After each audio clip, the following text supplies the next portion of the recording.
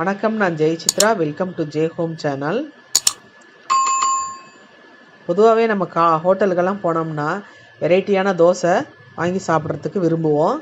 இப்போ அந்த மாதிரியான ஹோட்டல் ரெசிபி ஒன்று, காளான் மசாலா ரோஸ்ட்டு. வீட்லேயே சிம்பிளாக ஈஸியாக எப்படி செய்கிறதுன்னு இந்த வீடியோவில் நம்ம பார்க்கலாங்க.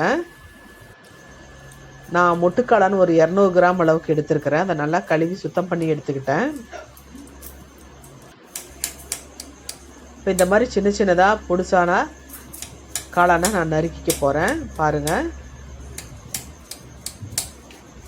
பொடிசாக கட் பண்ணி எடுத்துக்கிட்டோம்னா தாங்க காளான் தோசையில் மசாலா செஞ்சு போடுறதுக்கு பரப்பி விடுறதுக்கு ஈஸியாக இருக்கும். அதனால் இந்த அளவுக்கு பொடிசாக கட் பண்ணி எடுத்துக்கிட்டேன். இப்போ அடுப்பில் ஒரு கடாயை வச்சு 2 ஸ்பூன் எண்ணெய் விட்டுருக்குறேன். அது கூட பெரிய வெங்காயம் 4 பொடிசாக நறுக்கி எடுத்துருக்கிறேன், அதையும் சேர்த்துக்கிட்டேன். 4 பச்சை மிளகாய் பொடியாக நறுக்கியிருக்கேன், அதையும் சேர்த்துக்கிட்டேன்.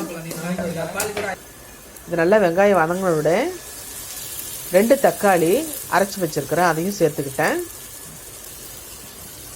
1 ஸ்பூன் அளவுக்கு இஞ்சி பூண்டு பேஸ்ட்டு சேர்த்துக்கிட்டேன். 1/2 ஸ்பூன் மஞ்சத்தூள், 1 ஸ்பூன் கொத்தமல்லி தூள், 1/2 ஸ்பூன் ஜீரகத்தூள், 1/2 ஸ்பூன் அளவுக்கு மிளகாத்தூள் சேர்த்துட்டு தேவையான அளவுக்கு உப்பு சேர்த்துட்டு நம்ம இப்போ இதெல்லாத்தையும் வதக்கி விட்டுக்கலாம். மசாலா கலவையும் தக்காளி இஞ்சி பூண்டு பேஸ்ட்டெல்லாம் பச்சை வாசனை போகிற அளவுக்கு நல்லா வதக்கிக்கலாம்.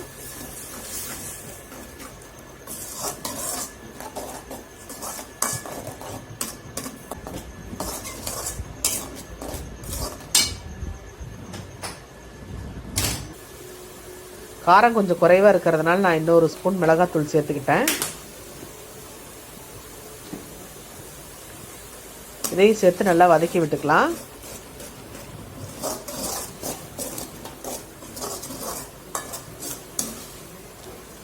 இந்த ஸ்டேஜ்லேயும் தேவையான அளவுக்கு உப்பு சேர்த்துக்கலாம். இப்போது பொடியாக நறுக்கி வச்சுருக்கிற காளானை இது கூட சேர்த்து நல்லா கிளறி விட்டுக்கலாம்.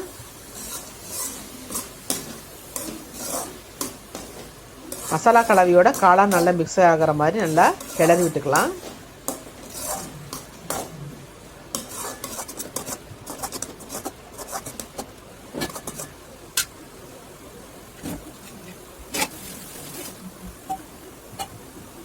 இப்போ காளான்லேருந்து பாருங்கள் தண்ணி வருது, அதனால் அதிலே காளான் வெந்துடும்.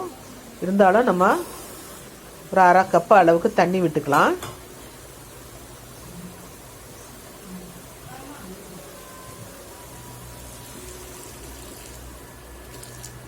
காளான் அப்போ நல்லா வெந்து கிரேவியாக வரும்.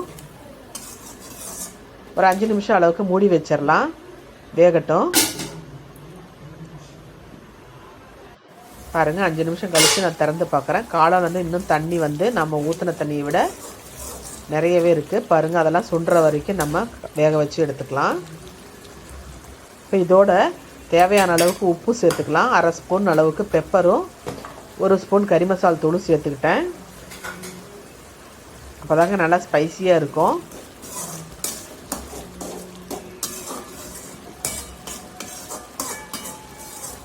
கிரேவியில் இருக்கிற தண்ணியெல்லாம் கொஞ்சம் கெட்டியாக சுண்டுற வரைக்கும் கொதிக்க வச்சுக்கலாங்க.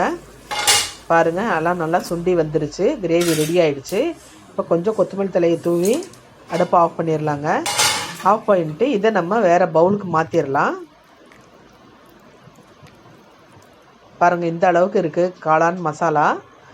இப்போ அடுப்பில் தோசைக்கல்லை வச்சு தோசை பார்த்துக்கலாம். பாருங்கள், தோசையை நல்லா அகலமாக ரோஸ்ட் மாதிரி ஊற்றி விடுறேன்.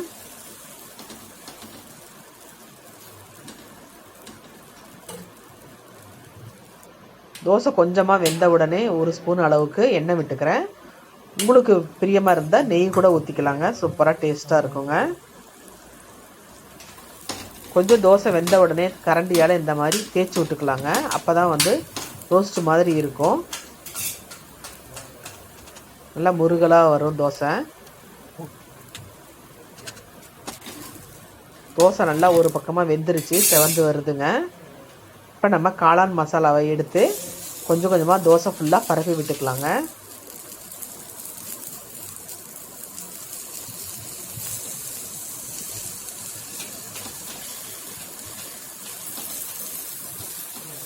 நல்லா ஒரே மாதிரி தோசை ஃபுல்லாக வர்ற மாதிரி பரப்பி விட்டுக்கலாங்க.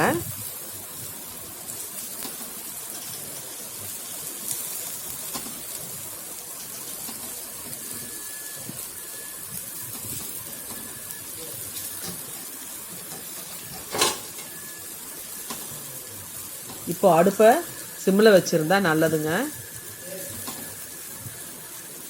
ஏன்னா நம்ம தோசையை மடித்து எடுக்க போகிறோம். காளான் மசாலாவெல்லாம் நல்லா பரப்பி விட்டாச்சுங்க. பாருங்கள், இப்போ நம்ம தோசை எடுக்க வருதா நல்லா செக் பண்ணிவிட்டு அழகாக மடித்து தோசையை எடுத்துட வேண்டியது தாங்க.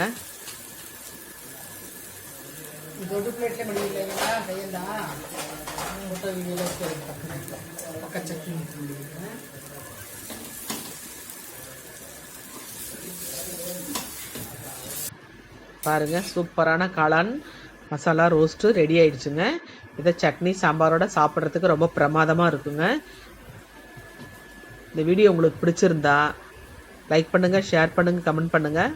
ஜெயஹோம் சேனலை சப்ஸ்கிரைப் பண்ணுங்கள். பக்கத்தில் இருக்கிற பெல் ஐக்கானை மறக்காமல் கிளிக் பண்ணுங்கள். வாழ்க வளமுடன்.